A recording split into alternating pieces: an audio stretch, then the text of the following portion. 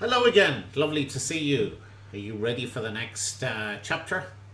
Just before we begin, I've been getting a few more emails from you. My email, by the way, if you want to reach me, is anthony@confidentpresenting.com. That's the easiest email to reach me. There are various emails that and they all come through to the same one using the magic of technology. So I'll just have a quick look at a couple of them here. One of them said to me, Anthony, you came to our school and you were drinking lemon. Is it true that all you drink is lemon? Well, Liam, I can indeed prove to you that in my cup here, I have a slice of lemon. Yes. It's very good for you. You know, if there are flus, or viruses going around, it can help you to protect your immune system and to be a lot stronger. So I always have a drop of lemon with some hot water in the morning. Another one that we have down here: how do you choose what stories to write and who to pick? What inspires you when you're writing? Well, thank you, Leah. So the story there is I have two young children, and ever since they were born, I started making up stories for them. And eventually I started to write them down. So if you have someone who inspires you, or someone who you read stories to, or maybe even your parents or your grandparents or your guardians, at night they read you a little bedtime story, that gets the imagination rolling, that gets the creative juices working. So that is a brilliant way in which to get you writing and reading more. And the final one is from Alexander. It says, Anthony, I try writing very hard, but my English is not very good. What tips can you give me to be a better writer? Okay, Alexander. There is no magic secret to it. It's practice, practice, practice. Keep writing and keep reading. Whatever book it is that you read at night that keeps you awake, that you think, wow, I want to know what's happening next. I want to see what happens in the next chapter. Write this in the same style that you do as that book, and you will find that everyone else loves what you write. Okay, I think it's time for our next chapter. We'll have some more emails tomorrow.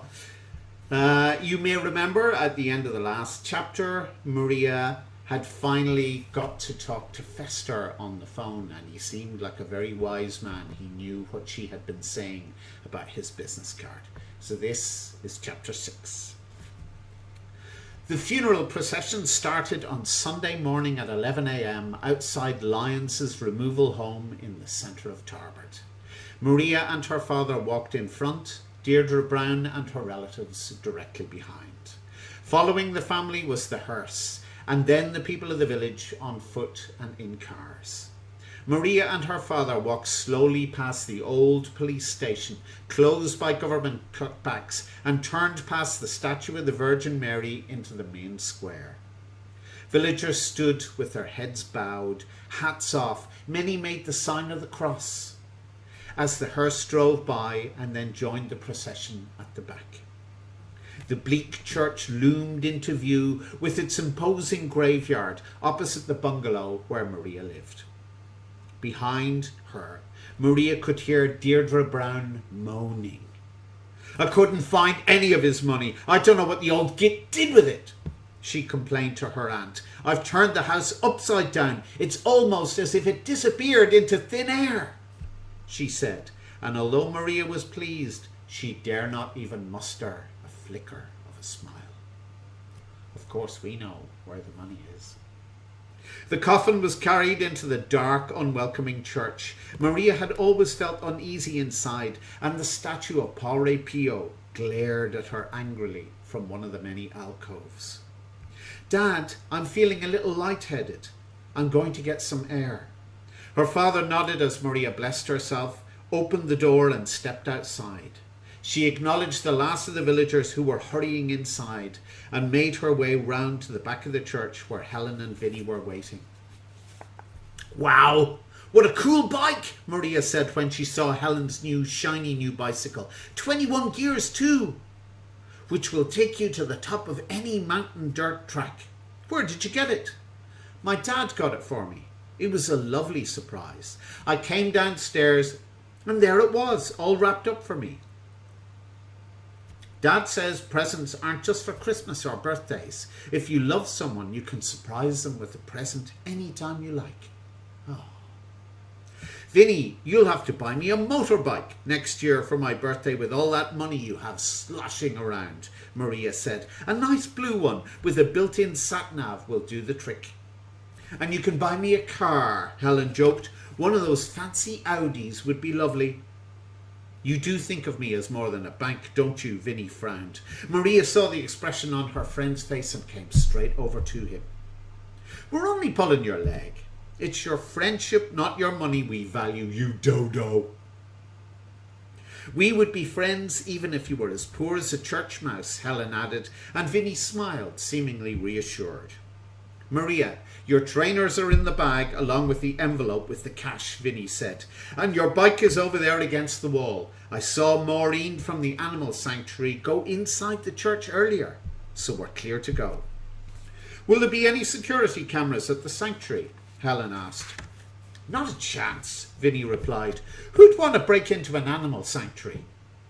We'd better get going. We need to be there and back before anyone notices. There was not a villager in sight as the children rode together for a little over 5 miles before pulling up outside the animal sanctuary. Sack the stylist! Helen laughed, pointing at Maria as she climbed off her bike, dressed from head to toe in black, apart from her pair of orange trainers. Maria stood for a few moments and looked at the sign outside the entrance to the sanctuary. We never turn away an animal in need. Before taking the fat envelope from her rucksack. On the front of the envelope, Vinny had written the words, anonymous donation to save Tarbert Animal Sanctuary.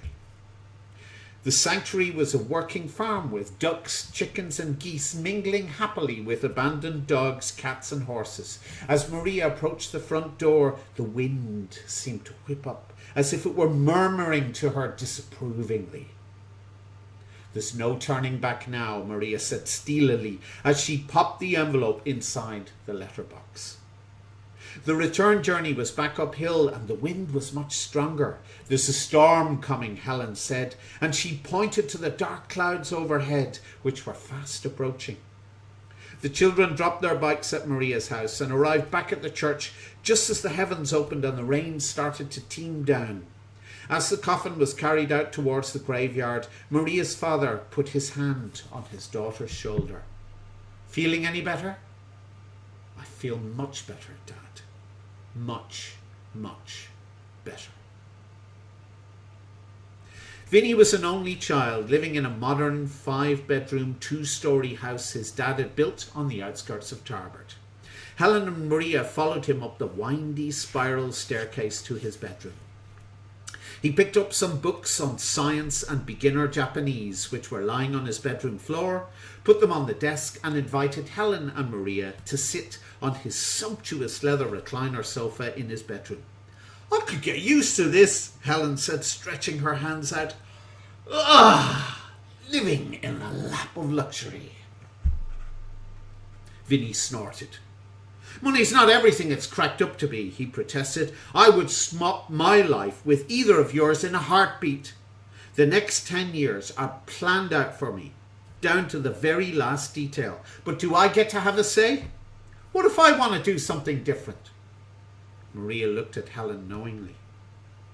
Have a look at this, Vinny said, his cheeks reddening as he quickly changed the subject. He handed Maria an old-fashioned radio. My grandmother loves listening to the wireless. She got this ancient radio as a wedding present 50 years ago. Since she's come to live with us, she's been slapping and banging and fiddling with it, trying to tune it in properly. It crackles and hisses so badly, she asked me to have a look at it. Truth is, it's on its last legs. So I bought a top-of-the-range digital radio for her, and I'm fitting it inside the old wireless casing. The crackling and hissing will be gone forever, And when I'm finished, she'll never know her fixed-up wireless is really a completely new radio. The two girls smiled in approval, and Vinny took the radio back before asking Maria, "What do you think will happen in your dream now you've safely delivered the money?" "Dunno," Maria replied. "Will a voice say, 'Game over'? Or will I get a new mission with a new body? I guess we'll have to wait and see." "Does everyone who dies in Tarbert end up standing near the wardrobe at the bottom of your bed?" "No," Maria replied firmly. "I'm guessing some people were happy with their lives and didn't have a dying wish they were burning to have fulfilled. I get a visitor about once a fortnight. John the postman was the first to open his eyes. I thought it might be a one-off until Mr. Brown started speaking." "Do they try and touch you?" Helen asked, a look of revulsion on her face. "No, they reach out and up, but they are rooted to the spot." "Have you told your dad the dead are talking to you?" Vinny asked. "He might be able to give you some explanation." "I only told him yesterday. Any time I tried before, he was always so angry." "Really?" Vinny said, his eyebrows raised in surprise. "But he seems so calm and friendly to me." "You're right," Maria remarked. "The only person he's angry with is me." "What about if we had a sleepover tonight to see what happens?" "I don't think it would be safe," Maria replied. Final page. "I see," Vinny said knowingly. "I mean, I can handle it, but you're not used to it yet." "How do you mean yet?" Helen asked. "I have a feeling we're only at the beginning of our adventure." "You have a video recorder on your iPhone," said Vinny. "It has tons of memory, so it can record continuously for up to 4 hours. Set it up tonight before you go to bed, and then tomorrow we'll be able to see if anything happens. Will you do that, at least?" Maria nodded in agreement. As Maria lay asleep, she saw Mr. Brown at the end of the bed near her wardrobe. His eyes were wide open and he held his hands aloft, as if he were reaching up to someone. A bright light appeared in the ceiling, and Mr. Brown beamed with delight as he rose slowly off the ground towards it. Near the foot of the bed, a black cloud began to form. Dark, gnarly fingers reached out, trying to claw Mr. Brown back down. But he continued to ascend. It seemed to Maria as if he was protected by an invisible shield, and the hands were scraping despairingly at the outside of it. Last to disappear were Mr. Brown's twinkly silver boots, and then he was gone. The dark, gnarly fingers began to whirl furiously and started to form into a shape, all in black, apart from a pair of searing red eyes. "Meddler, dabbler, interferer," said the dark figure. "You know not what you have done." There we go. So that's the end of the chapter for today. Look forward to seeing you again tomorrow when we can read some more.